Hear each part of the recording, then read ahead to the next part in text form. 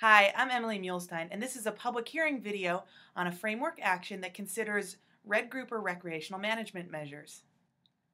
Red grouper is not considered overfished and is not experiencing overfishing. And for the years before 2013, the recreational allocation had not been harvested. So the Council changed some management measures in recent history to allow for greater recreational harvest. For example, in 2011, the bag limit was increased from 2 to 4 fish within that 4 grouper aggregate limit. And then in 2014, the Council removed the February-March shallow water grouper closure inshore of the 20 fathom break. So as the Council intended, the recreational harvest of red grouper increased. But unfortunately, in 2013, the red grouper annual catch limit was exceeded. That triggered some accountability measures. In 2014, the bag limit was reduced from 4 to 3 red grouper per person, and there's a season closure scheduled for October 4th. That's to ensure that this year's annual catch limit is not exceeded. So the Council is considering making some management changes. They'd like to improve the fishing opportunities by extending the number of fishing days in the season and avoiding that early in-season closure. They're considering manipulating the bag limit reduction provisions, or the fixed close season. So there are a number of alternatives for Action 1. The first alternative is the no action alternative. That would leave the bag limit at 4 fish per person, and it might trigger the early in-season closure. Alternative 2 would reduce the bag limit to 3 fish per person per day. Alternative 3 would reduce the bag limit to 2 fish per person per day. And alternative 4 would reduce the bag limit to 1 fish per person. Moving on to Action 2, which considers the bag limit reduction provision.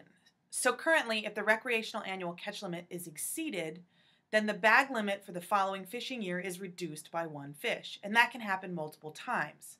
Well, if the annual catch limit is not exceeded in a following year, then the original bag limit is restored.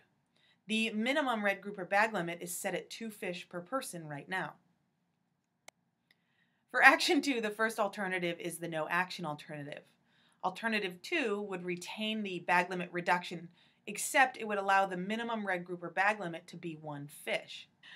Alternative 3, Option A, any bag limit reduction would be temporary, and the bag limit would return to 1 fish above the temporary bag limit the following year. So it would be a stepwise increase back up to the original bag limit. Alternative 3, Option B, any bag limit reduction would be permanent until changed in rulemaking. And then Alternative 4 would eliminate the bag limit reduction altogether. So our final action in this framework is Action 3, and it considers closed seasons. This year, shallow water grouper was closed beyond 20 fathoms in the months of February and March. It was determined that the season would have to be closed on October 4th to avoid an overage to the annual catch limit. We've got a couple of options here. The first alternative is the no action alternative. That would leave the current February-March closure beyond 20 fathoms. Alternative 2 would keep that closure in February and March, but it would apply to all federal waters. For Alternative 3, we could consider a red grouper closure from February through April, and that could either be beyond 20 fathoms or in all federal waters. Then for Alternative 4, we could consider a red grouper closure from March 1st through April 30th, and that could be beyond 20 fathoms or in all federal waters.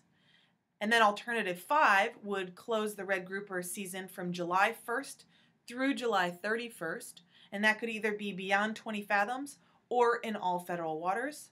Or we could choose Alternative 6, and that would leave us with no red grouper closed season.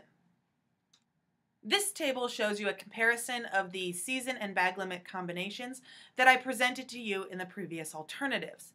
If you'll focus your attention really quick to the bag limit columns, you'll see there's a percent.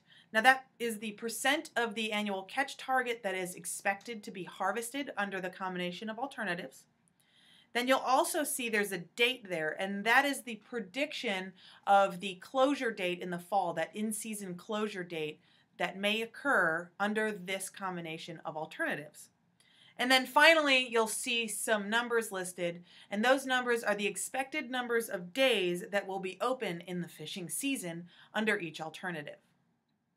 Since this is a framework action, we're not going out to in-person public hearings. So this is your best opportunity to send us your comments on the proposed changes.